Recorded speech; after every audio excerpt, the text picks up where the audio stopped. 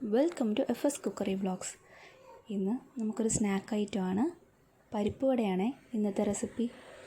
പെട്ടെന്ന് ഉണ്ടാക്കാൻ പറ്റുന്ന ഒരു സ്നാക്ക് ഐറ്റമാണ്.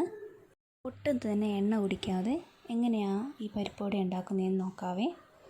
അതിനാവശ്യമായിട്ടുള്ളത് 1/2 കപ്പ് തുവരപ്പരിപ്പാണ് ഞാൻ എടുത്തിട്ടുള്ളത്. അതിലേക്കൊരു 1/4 കപ്പ് കടലപ്പരിപ്പും ആഡ് ചെയ്തിട്ടുണ്ട്.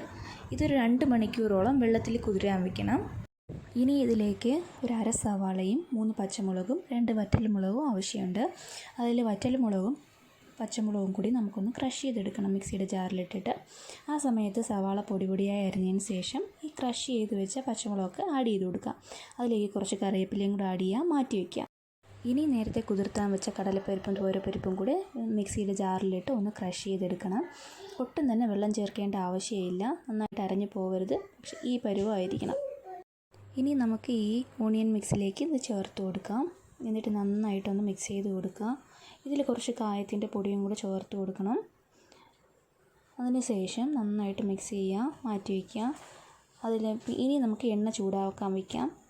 എണ്ണ ചൂടായി വരുന്ന ആ ഒരു ടൈമിൽ മാത്രമേ ഇതിൽ നമുക്ക് ഉപ്പ് ചേർത്ത് കൊടുക്കാവൂ. ഒരുപാട് നേരത്തെ ഉപ്പ് ചേർത്ത് കൊടുത്താൽ ഇതിൽ നിന്ന് വെള്ളം വിടും, അപ്പോൾ നമുക്ക് കൺസിസ്റ്റൻസി ശരിയാവില്ല. അതുകൊണ്ടാണ് ഏറ്റവും ലാസ്റ്റ് നമ്മളിത് ചേർത്ത് കൊടുത്താൽ മതി എന്ന് പറയുന്നത്. ഇനി ഇതുപോലൊരു ബോൾ എടുക്കുക, 2 കൈ വെച്ച് ഒന്ന് പ്രസ് ചെയ്ത് കൊടുക്കുക. നല്ല ചൂടായിരിക്കുന്ന എണ്ണയിലിട്ട് ഒന്ന് വറുത്ത് കോരുക. മീഡിയം ഫ്ലെയിമിലിട്ടിട്ട് വേണം വറുത്ത് കോരാനേ.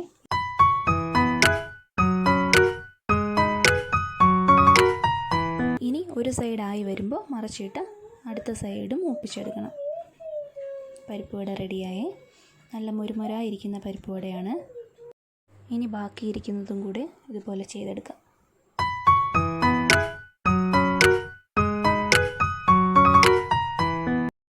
ഇനി ഈ വീഡിയോ കണ്ടിട്ട് ഇഷ്ടമാവുകയാണെങ്കിൽ സബ്സ്ക്രൈബ് ചെയ്യാനും ലൈക്ക് ചെയ്യാനും ഷെയർ ചെയ്യാനും മറക്കരുത്. Thanks for watching.